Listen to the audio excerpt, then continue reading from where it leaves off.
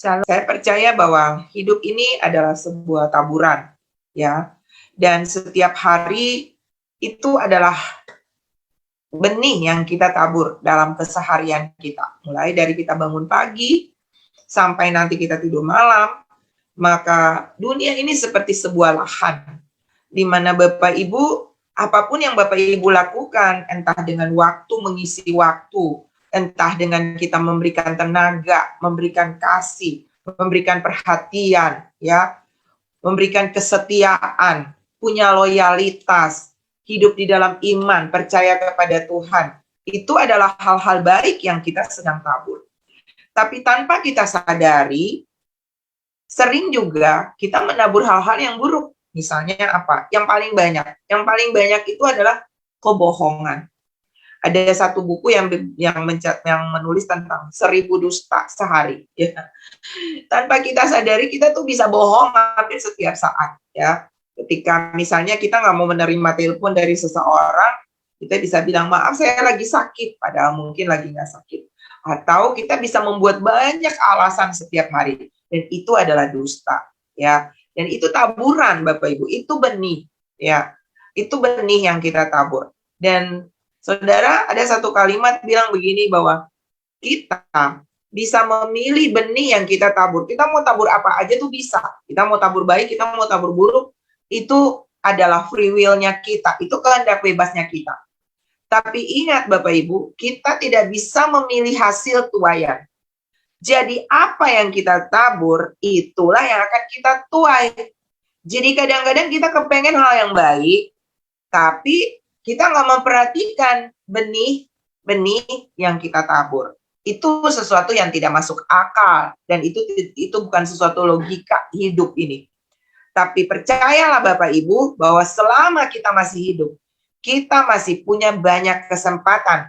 Tapi setiap kesempatan itu sangat berarti dan jangan pernah dilewatkan karena kesempatan belum tentu bisa kembali lagi. Artinya hargailah setiap waktu dan setiap apapun yang saudara jalani, karena di setiap musim kehidupan kita, Bapak, Ibu, dan saudara harus memilih untuk menabur. Apakah hal itu adalah hal yang baik dan hal itu adalah hal yang buruk. Dan ternyata taburan-taburan kita juga itu bisa menjadi benih jangka pendek atau benih jangka panjang. Ada yang hari ini kita tabur dan hari ini juga kita tuai.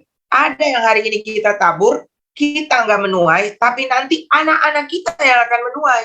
Itu benih jangka panjang.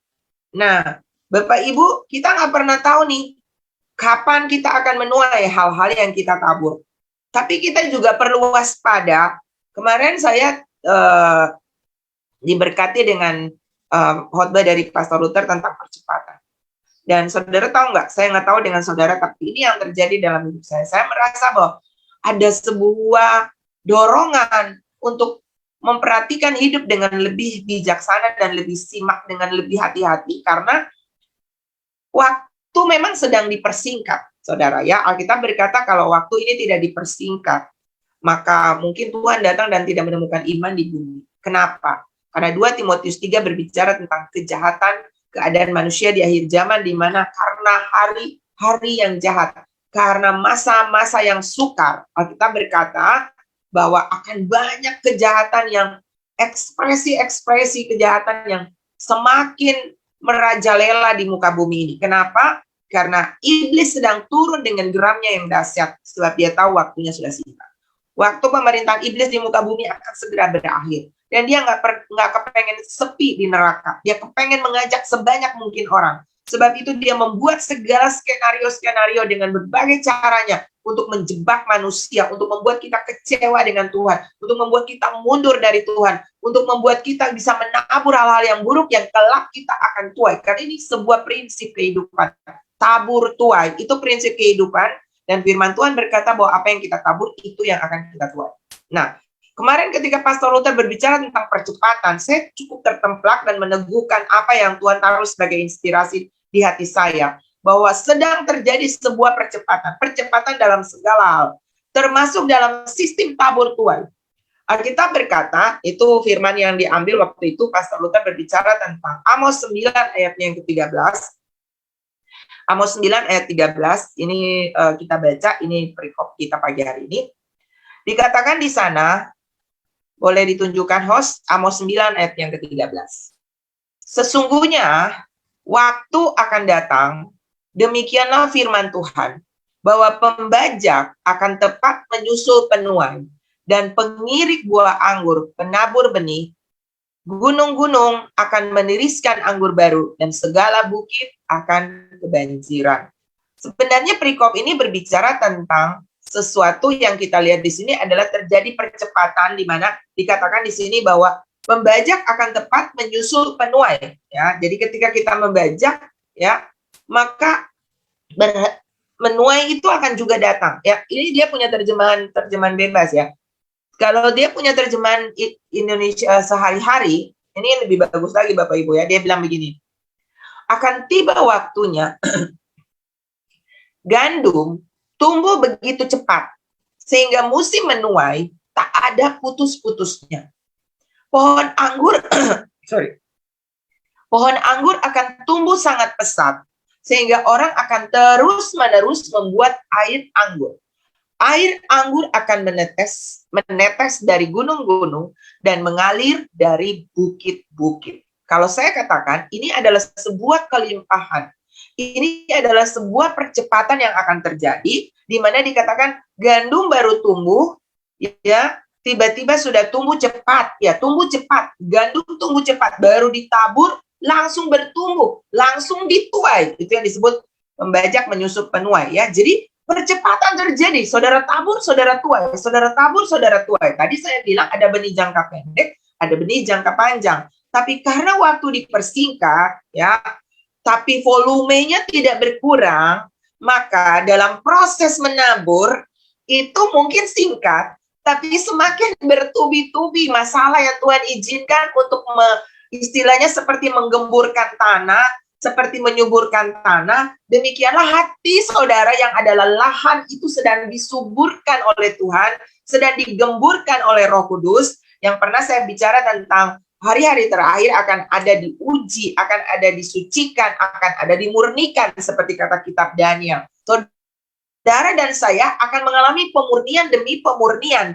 dari benih-benih yang Tuhan izinkan untuk saudara tabur, dan untuk mendapatkan hasil, saudara akan mengalami percepatan di sana, ya, sehingga saudara baru tabur, saudara pasti langsung tuai. Sebab itu, karena percepatan yang begitu, ketika firman ini datang, terus terang Roh Kudus itu mengingatkan saya begini, hati-hati. Kalau orang Makassar bilang, hati-hati mau kena, nah gitu saudara ya. Ada di sini orang-orang Makassar. Hati-hati kau, hati-hati saudara Bapak Ibu, hati-hati saya juga. Kenapa? Karena begitu cepatnya tuaian menyusul taburan, hati-hati dengan ada 3 hal yang saya mau sampaikan pagi ini bagi kita. Apa yang harus kita waspadai? Karena begitu cepat akan terjadi percepatan. Kita tabur, kita tuai. Kita tabur, kita tuai. Apa yang harus kita perhatikan di sini Bapak Ibu? Karena percepatan ini sedang terjadi, maka yang pertama, Bapak Ibu dan saya harus memperhatikan benih. Ya. Perhatikan benih yang kita tabur. Ya. Galatia 6 ayat 7 sampai 10 berkata, jangan sesat. Allah tidak membiarkan dirinya dipermainkan. Ya. Maksudnya apa sih? Maksudnya kita tuh kadang-kadang tabur hal yang buruk. Tapi kita nuntutnya yang baik. Kita bohongin orang, tapi kita nggak kepengen dibohongin. Ya. Kita melakukan hal yang jahat terhadap seseorang. Kita menggosip orang, kita memfitnah orang, kita mencibir orang. Tapi kita nggak kepengen diperlakukan seperti begitu. Ya, itu nggak fair namanya, saudara. Ya. Makanya di sini dikatakan Allah tidak membiarkan dirinya dipermainkan. Karena apa yang ditabur orang, ini bold ya Bapak Ibu, itu juga yang akan dituainya. Itu yang tadi saya bilang, kita bisa memilih benih untuk ditabur, tapi kita nggak bisa memilih hasil. Karena hasil itu tergantung apa yang kita tabur. Sebab itu Bapak Ibu dan saya harus memperhatikan benih yang kita tabur. Sebab barang siapa, ayat berikutnya berkata, sebab barang siapa menabur dalam dagingnya, ia akan menuai kebinasaan dari dagingnya. Tetapi barang siapa menabur dalam roh, ia akan menuai hidup yang kekal dari roh itu. Jadi taburan-taburan saudara dan saya hari ini itu adalah investasi, bukan cuma untuk hidup selama kita ada di dunia yang akan terjadi percepatan, tetapi juga sampai kepada kekekalan. Ketika kita menabur di dalam daging, saudara tahu di dalam Galatia pasal 6 berbicara tentang buah-buah daging, ya. Di sana ada hawa nafsu, percabulan, keserakahan, mementingkan diri sendiri, amarah, dan berbagai hal-hal buruk, ya, di dalam Galatia.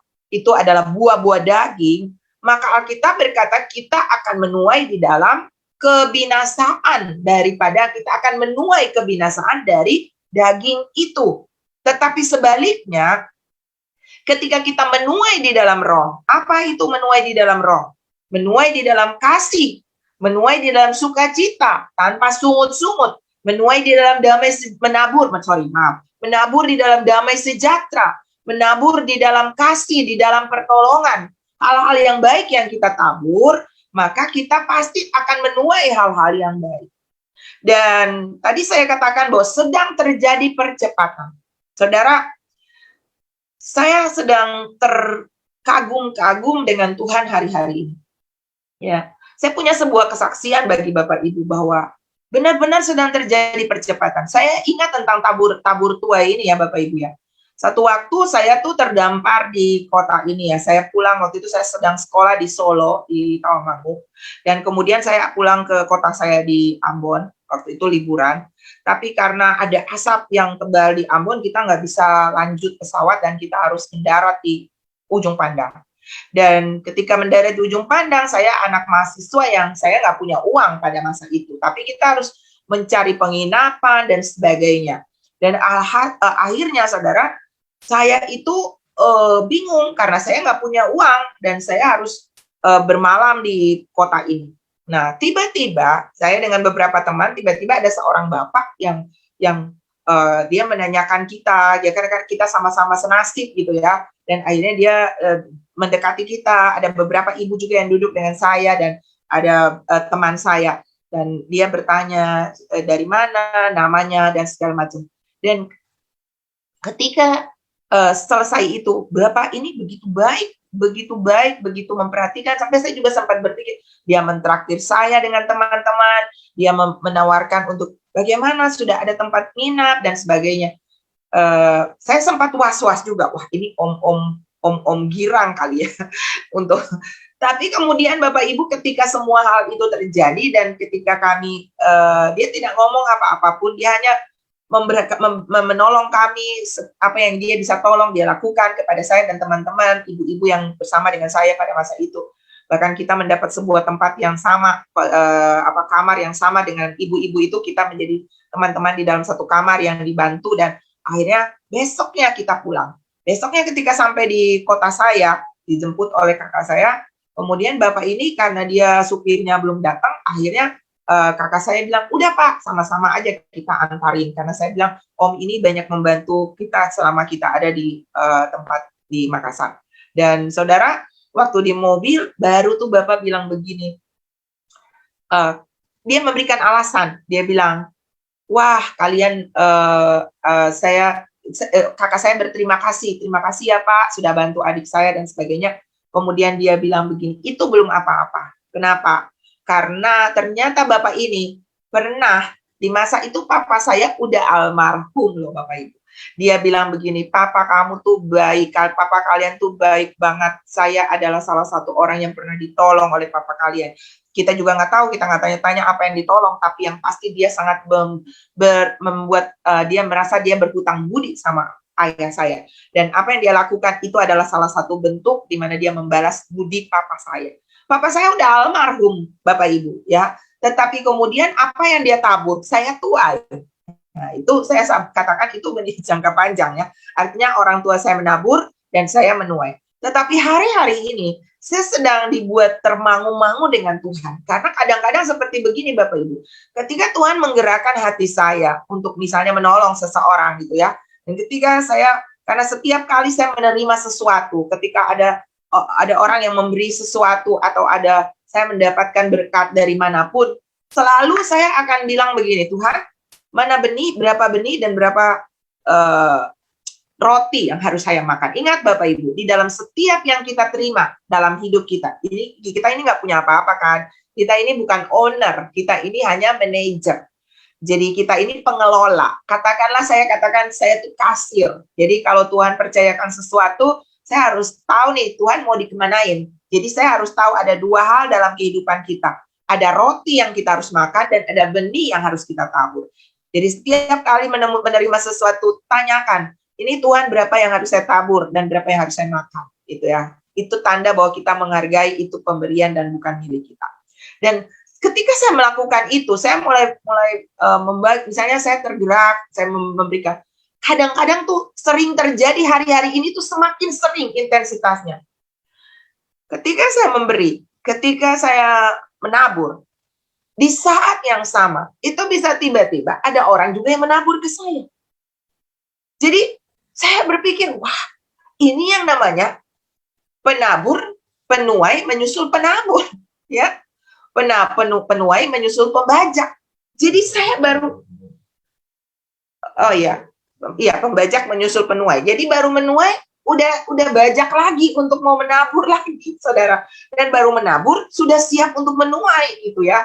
Terlalu cepat benih itu tumbuh. Kenapa? Karena proses percepatan yang sedang terjadi. Nah, kalau itu hal yang baik, saya juga menemukan ada orang yang dia baru habis menceritakan, menggosipkan orang. Dia langsung juga digosip. Ada orang yang baru diperlakukan dengan tidak adil. Baru memperlakukan orang dengan tidak adil. Dia baru habis menjahatin orang. Pulang ke rumah, dia menemukan anaknya dijahatin. Jadi saya berpikir, wow, perhatikan saudara, benih-benih yang saudara tabur. Apapun yang saudara tabur, kesetiaan kecil, ya. Saudara punya ketekunan dalam melakukan ibadah. Saudara sedang membagi apa setiap hari di setiap lingkungan yang Bapak Ibu hidupi. Tetap menabur di dalam roh. Amin. Karena kita juga akan menuai di dalam roh, menuai hidup yang kekal. Hosea pasal 8 ayatnya yang ke-7 berkata, sebab mereka menabur angin, maka mereka akan menuai puting beliung. Gandum yang belum menguning tidak ada pada mereka. Tumbuh-tumbuhan itu tidak menghasilkan tepung, dan jika memberi hasil, maka orang-orang lain menelannya. Saudara, ini berbicara tentang kita menabur angin. Artinya kita menabur sesuatu yang tidak mendatang angin, tidak ada bobotnya, tidak ada kualitasnya, saudara. Dan apa yang akan dituai? Yang akan dituai adalah puting beliung, masalah. Makanya saya ulangi sekali lagi, perhatikan benih-benih yang kita tabur. Jangan pernah kita berpikir, bikin aja, kita bohong, kita gosip, kita melakukan hal-hal yang seenaknya, semaunya kita. Karena kita harus tahu bahwa semua yang kita tabur, yang kita lakukan, itu benih yang kita sedang tabur. Dan kita perlu memperhatikannya, karena apa yang kita tabur, kita juga yang akan menuainya sendiri. Yang kedua, Bapak Ibu, yang pertama kita memperhatikan benih yang kita tabur. Pastikanlah bahwa setiap hari saudara menabur benih yang berkualitas. Amin. Amin, Bapak Ibu. Jadi jenis benihnya itu adalah jenis benih unggul. Yang pastinya jenis benih unggul itu adalah kasih, perhatian, sukacita, waktu yang berkualitas yang kita berikan untuk Tuhan. Dan apapun yang kita berikan itu tidak akan jatuh di tanah yang tidak akan menghasilkan apa-apa. Yang kedua, Bapak Ibu, kalau pertama memperhatikan benih, ya, benih yang unggul, bibit yang unggul. Maka yang kedua, kita harus memperhatikan cara kita menabur. Nah, ini dia, ya. Apa yang harus kita perhatikan di sana cara menaburnya? Saya sebutkan ini sebagai kita harus menabur dengan rajin, ya. Ada orang yang ogah-ogahan, ya, yang mut-mutan waktu menabur, ya. Kalau lagi mood baik, naburnya baik. Kalau lagi moodnya buruk, ya jelek. Ya nggak gitu, Bapak Ibu, ya.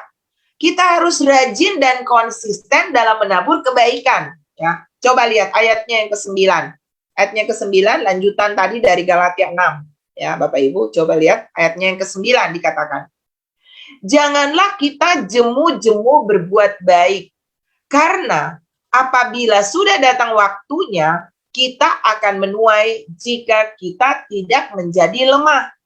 Karena itu selama masih ada kesempatan bagi kita, marilah kita berbuat baik kepada semua orang, tetapi terutama kepada kawan-kawan kita seiman.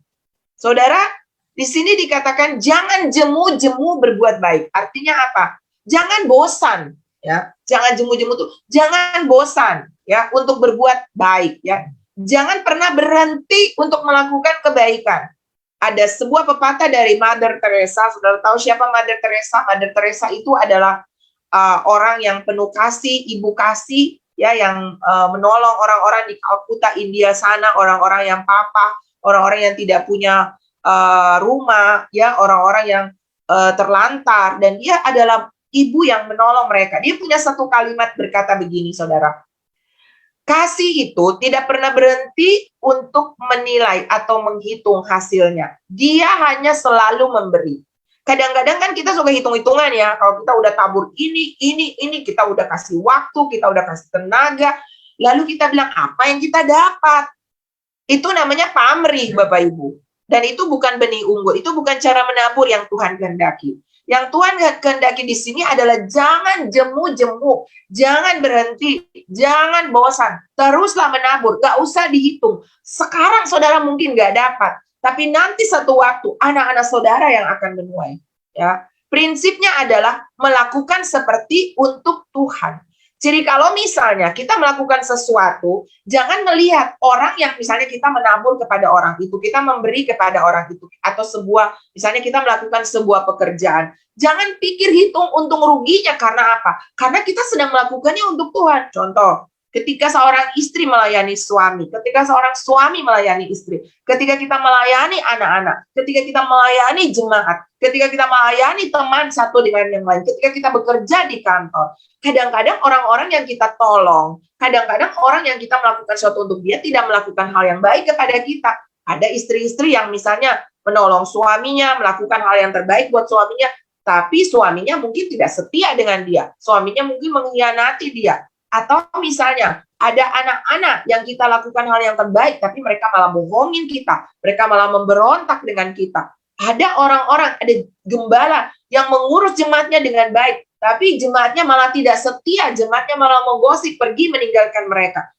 Dan kadang-kadang keadaan-keadaan ini membuat kita berhenti, membuat kita bosan, membuat kita apa yang kita dapat? Tabur baik, kok malah tuainya hal yang buruk. Saudara harus ingat ya, dalam satu perikop tentang lalang dan gandum, firman Tuhan berkata, ketika kita menabur gandum, lalang bisa ikut tumbuh di sana. Jadi ternyata ketika kita menabur hal baik, karena ini dunia yang penuh dengan kejahatan, iblis bisa menabur benih lalang, sehingga kok bisa ya kita tabur baik, kita tolong orang, orang itu malah balas yang jahat kepada kita. Alkitab berkata, Tuhan yang akan membalas, menggantikan semua benih baik yang Bapak Ibu tabur. Artinya, teruslah menabur kebaikan, sekalipun balasannya jelek. Mungkin orang itu tidak membalas yang baik, tapi satu waktu nanti Tuhan akan mengirim orang lain yang jauh lebih baik dari apa yang saudara lakukan kepada orang itu. Dan saya punya banyak pengalaman, saudara, banyak tidak terhitung jumlahnya. Saya menabur kebaikan, saya dibalas hal-hal yang buruk, tapi Tuhan mengirim orang lain yang lebih baik dari apa yang pernah saya lakukan kepada orang itu, sebagai bukti bahwa Tuhan tidak pernah berhutang. Amin, Bapak Ibu. Jadi teruslah menabur hal yang baik. Balasannya nggak bagus, nggak masalah. Kita lakukan untuk Tuhan. Saya kadang kalau melayani anak-anak, saya melayani suami, ataupun kadang-kadang saya melayani jemaat, kadang-kadang saya lelah juga, saudara ya. Kadang malam, karena terlalu sibuk sepanjang hari, saya lagi berpikir gimana caranya ya, mungkin satu waktu saudara jangan WA, saudara voice note ya, karena mata saya itu jadi kadang-kadang malam tuh udah kabur karena harus buka WA satu-satu. Dan kadang-kadang pagi ketika saya buka WA itu udah ratusan WA yang masuk yang saya harus balas. Jadi saya juga minta maaf kalau saya nggak langsung segera membalas, karena saya punya 2 handphone. Buka satu handphone aja itu udah banyak banget, Bapak Ibu ya, apalagi harus dua-duanya. Jadi kadang-kadang juga saya apa yang saya dapat, tapi saya berprinsip begini, Saya melakukannya, saya sedang mau bikin Tuhan happy. Saya sedang mau bikin Tuhan senang. Saya nggak masalah, nggak dapat apa-apa. Saya berterima kasih ada Bapak Ibu yang sangat menghargai, Bapak Ibu yang juga memperhatikan, Bapak Ibu yang mengerti, Bapak Ibu yang selalu mensupport, Bapak Ibu bahkan yang memberkati. Saya thank you banget. Itu sesuatu yang menghibur, itu sesuatu yang memberikan saya semangat. Lihat loh, Tuhan sedang memperhatikan kamu. Tuhan mengirim orang-orang untuk memberi semangat kepada kamu. Dan itu membuat saya terus menabur, terus menabur, terus menabur. Walaupun kadang-kadang dalam kondisi-kondisi yang kita juga tidak selalu dalam kondisi fit. Misalnya kita juga lagi sakit. Saudara mungkin juga Bapak Ibu pernah punya pengalaman-pengalaman seperti begini. Saudara sendiri juga butuh perhatian. Tapi saudara harus berbagi perhatian. Lakukan dengan prinsip Kolose berapa Pak Lutar? Kolose 3 ayat 23. Apapun juga yang kamu lakukan, lakukanlah seperti untuk Tuhan. Kolose 3 ayat 23. Apapun yang kamu lakukan, lakukanlah seperti dengan segenap hatimu, seperti untuk Tuhan dan bukan manusia. So, ibu-ibu ketika melayani bapak-bapak, mungkin perlakuannya nggak mengenakan buat saudara. Lakukan saja. Lihat bahwa Anda sedang melayani Tuhan. Amin. Ketika kita melayani anak-anak kita ngebangkang, bikin jengkel, bikin marah. Ya, seperti tadi apa yang dialami oleh Ibu Purwati. Lakukan saja, Bu. Terus berdoa bagi mereka. Terus tabur yang baik. Satu waktu nanti kita pasti akan tuai. Dan yang saya sangat optimis bahwa sangat cepat benih sedang tumbuh hari-hari ini. Sebab itu perhatikanlah cara kita menabur. Alkitab berkata begini, kita akan menuai, ya ayat 9 tadi, kita akan menuai jika kita tidak menjadi lemah. Itu dia. Buat ini Bapak Ibu. Banyak orang yang berhenti di tengah jalan karena dia tidak tahu bahwa dia sudah sangat dekat dengan hasilnya. Itu dia. Jadi kita menabur, tapi kita nggak lihat hasil. Kok belum dapet ya? Kok belum ya jawabannya ya? Kok kita sepertinya nggak tuai apa-apa ya? Padahal mungkin tinggal satu tikungan lagi, disitulah jawaban, disitulah hasil yang kita akan tuai. Dan banyak orang yang berhenti. Saya punya banyak testimoni, ya Bapak Ibu, banyak testimoni dengan teman-teman saya yang mereka sudah menabur, mereka sudah sungguh-sungguh. Tapi ketika mereka sudah tidak tahan, dan saudara harus tahu, iblis kerja di sini. Iblis kerja untuk membuat kita menyerah. Saudara harus tahu, salah satu sifat baik daripada setan itu apa? Tidak pernah menyerah. Tidak pernah menyerah untuk apa? Tidak pernah menyerah untuk menjatuhkan saudara, membuat saudara menyerah. Itu dia. Dia ahli untuk membuat kita menyerah. Dia akan membuat segala situasi, membuat kita kecewa dan membuat kita mundur, membuat kita terkontaminasi sehingga kita lupa fokus kita nih apa. Kita menabur apa dan kita mau tuai apa. Nah, dia akan mendistraction kita dengan banyak hal. Jangan tertipu Bapak Ibu, memang dia Bapa segala pendusta. Sebab itu dia mendustai saudara dengan keadaan-keadaan, dengan kondisi-kondisi yang membuat saudara bisa menjadi lemah. Kenapa? Karena dia mau menghalangi saudara menerima hasil tuaian. Alkitab berkata, kita akan menuai jika kita tidak menjadi lemah. Sebab itu dia akan membuat saudara, tujuannya melemahkan saudara supaya saudara nggak menuai. Ingat ini perlu menjadi prinsip kehidupan kita. Iblis membuat saudara untuk lemah, membuat saudara untuk menyerah. Lemah itu saya katakan di sini menyerah. Ya udah deh, nggak dapat hasil. Udah deh, nggak usah baik-baik lagi. Udah deh, giliran gue juga bisa jahat. Contoh seperti itu. Dan kita berhenti menabur yang baik. Alhasil, kita tidak akan pernah menuai apa yang pernah kita tabur. Itu strategi setan. Saudara harus waspada karena dia ahli mendustai dan dia ahli tidak pernah menyerah. Dia akan terus menekan, mengintimidasi, membuat saudara teralihkan sehingga saudara tidak menuai apa yang saudara tabur. Amin Bapak Ibu. Amin. Jadi seperti air, ya ada lagu yang berkata, betapa ku mencintai segala yang telah terjadi. Tak pernah sendiri jalani hidup ini, selalu menyertai. Refnya bilang begini, Bapa sentuh hatiku ubah hidupku menjadi yang baru, bagai emas yang murni. Kau membentuk bejana hatiku, Bapa, ajarku mengerti sebuah kasih yang selalu memberi, bagai air mengalir yang tiada pernah berhenti. Jadi kasih taburan kita yang baik jangan pernah berhenti. Seperti air yang terus mengalir, mengalir. Saudara adalah orang baik yang selalu menabur hal-hal yang baik. Katakan kepada diri sendiri, tulis di kolom komentar, saya orang baik, saya akan selalu menabur kebaikan. Saya adalah gandum, benih-benih gandum penuh di dalam saya, sehingga saya akan terus menabur gandum. Amin. Saya tidak akan menabur lalang. Lalang itu taburannya setan. Dan saya bukan antek-anteknya setan. Saya akan terus memperhatikan benih saya. Dan saya akan konsisten. Saya akan rajin untuk terus menabur hal-hal yang baik. Seandainya semua orang punya prinsip hidup seperti begini, dunia ini penuh dengan gandum, Bapak Ibu. Dunia ini penuh dengan hal-hal baik di mana-mana. Kasih akan terus mengalir, dan pasti akan diselamatkan semua dunia ini. Amin, Bapak Ibu, termasuk keluarga kita. Jadi saudara harus menabur dengan rajin. Kemudian apalagi? Menabur dengan sungguh-sungguh hati. Jangan asal-asalan. Ini cara menabur ya Bapak Ibu. Jadi yang pertama tadi adalah menabur dengan rajin, konsisten, jangan berhenti. Yang kedua ini adalah dengan sungguh-sungguh hati. Jangan asal-asalan. Mazmur 126 ayat 5 dan 6 berkata, orang-orang yang menabur dengan mencucurkan air mata, wow, itu ada pengorbanan guys.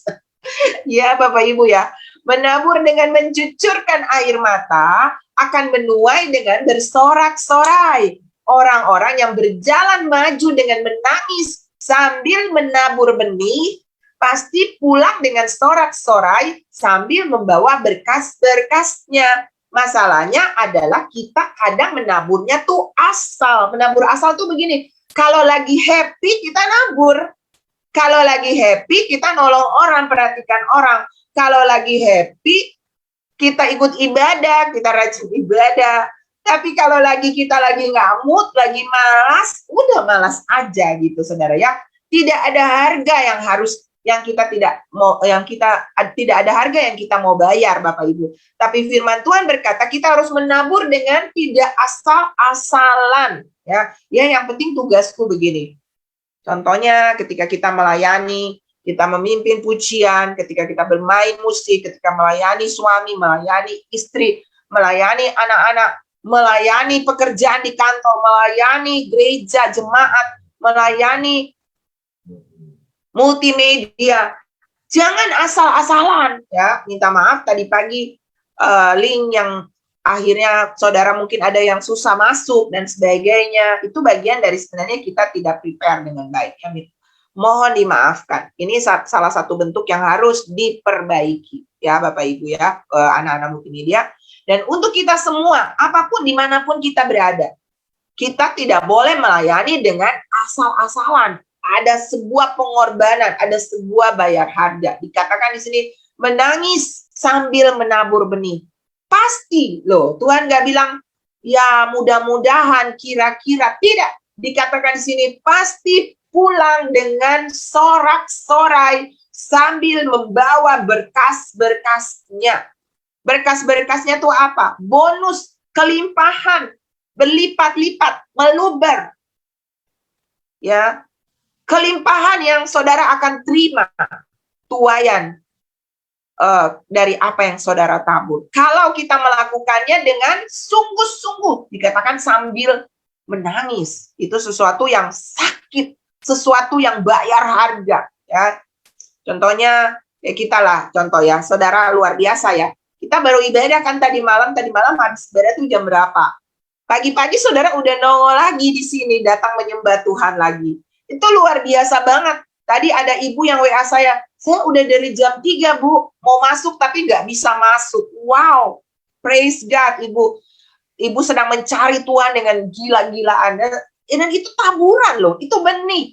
Dan Alkitab berkata, orang yang bersungguh-sungguh hati mencari aku, akan menemukan aku, pasti menemukan aku. Itu janji Tuhan, ya. Dan kita akan mendapat kekuatan yang baru. Sebab itu, ayo menabur, jangan main-main, lakukan apapun seperti untuk Tuhan, ya. Dan yang terakhir, saudara, kita juga harus ternyata memperhatikan lahan atau tempat kita menabur, ya. Kita kadang menolong itu perlu, menolong semua orang, itu wajib. Tapi yang namanya memberkati, itu sering dibilang, berkati orang yang diberkati. Ya. Bilangan 24 ayat 9. Bileam memberkati, ini tentang Bileam memberkati Israel. Pada waktu itu Balak musuhnya memanggil Bileam untuk mengutuk Israel.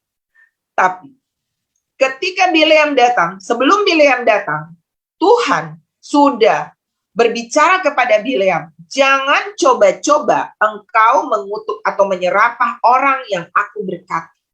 Saudara harus jeli berhikmat. Hari-hari ini saya agak ngeri-ngeri ya mendengar ada banyak orang tuh berani loh ngata-ngatain hamba-hamba Tuhan ya, kirim di medsos ya, kayak kemarin ada mereka kirim tentang Gilbert dan sebagainya. Saudara, kita nggak usah kepo deh. Kita berkata bahwa seorang hamba Tuhan itu urusannya sama Tuhan. Dia mau jatuh, dia mau berdiri, kita nggak punya hak untuk menghakimi. Apalagi sampai duduk cerita kemana-mana di medsos. Apa urusannya?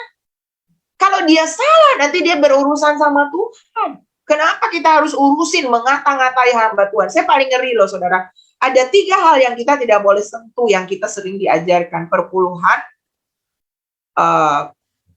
penghakiman, dan orang yang diurapi. Daud, saudara, orang yang sangat keren. Saul itu udah terbukti mau membunuh dia. Saul itu udah terbukti roh jahat sudah masuk. Dan bahkan Alkitab berkata bahwa Tuhan sudah meninggalkan dia. Tapi Daud punya kesempatan berkali-kali untuk membunuh Saul. Tapi Daud berkata, aku enggan menyentuh orang yang diurapi. Saudara, kita harus tahu siapa orang-orang yang diurapi. Dan kita semua kalau ada Christ in you and me, kita pasti diurapi. Amin. Sebab itu kita harus berjaga-jaga. Jangan sampai kita mengata-ngatai orang yang diurapi oleh Tuhan. Ya. Nah, di sini dikatakan bahwa Balak memanggil Bileam untuk menyerapah Israel. Tapi Bileam malah berkata kepada Balak, diberkatilah orang, dia berkata kepada Israel, ya, yang harusnya dikutuki, dia berkata, diberkatilah orang yang memberkati engkau, dan terkutuklah orang yang mengutuk engkau. Itu perkataan Bileam kepada Israel. Jadi saudara harus memperhatikan orang yang saudara tabur, itu kalau orangnya diberkati, saudara juga pasti diberkati. Gitu loh. Artinya orang ini dalam pengurapan Tuhan. Kenapa saya berani bilang begini? Karena begini, saudara. Kadang-kadang misalnya kita menolong orang yang misalnya dia punya kecenderungan misalnya untuk misalnya minum minuman keras. Dia suka bermain judi. Uang yang dia pakai itu dia pakai untuk berjudi. Atau dia suka meminjam sana, meminjam sini. Hidupnya tidak tertib. Anda sedang menjerumuskan orang itu untuk hal-hal yang jahat. Uang yang dia pakai untuk membeli rokok, untuk merusak bait Allah. Saudara sedang menabur di tempat yang salah. Tapi kalau saudara menabur misalnya untuk orang, misalnya orang penginjil, dia pergi memberitakan Injil. Saudara menabur untuk orang yang memang sedang ada dalam kesusahan dan ketika dia ditolong, dia mengucap syukur untuk menyekolahkan anaknya, untuk membantu istrinya. Atau saudara menabur untuk misalnya pembangunan ataupun gereja di mana saudara ada dan disitulah Injil semakin diperluas. Orang-orang bisa memakainya untuk pergi memberitakan Injil. Nah, itu saudara sedang menabur di tempat lahan yang sangat subur. Saudara harus meminta hikmat dari Tuhan untuk menggunakan setiap uang, waktu, tenaga yang ada pada kita. Harus tahu kemana kita harus menabur. Karena ketika kita tabur di lahan yang subur, saudara akan menuai hasil berlipat-lipat ganda. Tapi ketika saudara menabur di tempat yang salah, saya berani jamin, karena saya punya banyak testimoni. Ada orang yang punya uang, tapi dia memakainya untuk apa? Untuk ada misalnya gini ya, di dalam sebuah komunitas, lalu misalnya ada orang-orang yang misalnya, jadi dia mencari nama, dia mencari popularitas, dia mencari supaya dia bisa mempengaruhi orang dengan uangnya. Maka saudara, dia mendukung orang-orang yang sebenarnya sedang ada dalam disiplin, orang-orang yang sebenarnya sedang ada dalam prosesnya Tuhan. Tanpa dia sadari, akhirnya Tuhan memukul pekerjaannya. Itu dia saudara. Jadi, atau kita menabur untuk orang-orang yang salah, yang akhirnya dia memakainya untuk hal-hal yang merusak dirinya, merusak orang-orang yang ada di sekelilingnya. Saudara perlu hikmat Tuhan. Menabur di tempat yang benar. Amin Bapak Ibu. Dan ketika kita menabur, ini ayat firman-Nya. Matius 10 ayat 40 sampai 42. Barang siapa menyambut kamu, ia menyambut aku. Ia menyambut dia juga yang mengutus aku. Yang mana? Kamu yang mana ini? Ayat 41 menjelaskan. Barang siapa menyambut seorang nabi sebagai nabi, artinya menghargai seorang nabi, ia akan menerima upah nabi. Dan barang siapa, ayat 42, menyambut seorang benar sebagai orang benar, ia akan menerima upah orang benar. Dan barang siapa memberi air sejuk secangkir saja pun kepada salah seorang yang kecil ini, karena ini alasan saudara, tidak untuk semua orang loh. Ini saya juga terkejut melihat ayat ini. Karena alasannya ini, ia muridku, ini saudara ya, makanya Alkitab dalam struktur memberi atau kasih itu salah satu, kasih dulu saudara-saudara seiman, baru kasih semua orang. Itu ada ayatnya ya saudara ya. Jadi ada levelnya. Ini prioritas saudara. Dikatakan di sini, karena ia muridku, aku berkata kepadamu, sesungguhnya ia tidak akan kehilangan upahnya daripadanya. Perhatikan lahan di mana saudara menabur. Kalau itu adalah orang benar, itu orang yang memakai uangnya untuk memperluas kerajaan Allah. Itu orang yang memakai uangnya untuk melakukan hal-hal yang menyenangkan hati Tuhan. Saudara pasti diberkati. Tapi kalau saudara menabur salah, ya saudara kan memang punya uang gitu ya. Ada teman saya, maaf ya. Saya punya sebuah kisah. Ada teman saya, dia orang banyak duit. Tapi ketika dia memberi perpuluhan, menurut dia, pendetanya pakainya nggak benar. Dan dia kemudian memakai uangnya itu, dia pergi ya, dia membagi mending katanya pada orang-orang di jalanan, dia menabur. Dan saudara tahu nggak?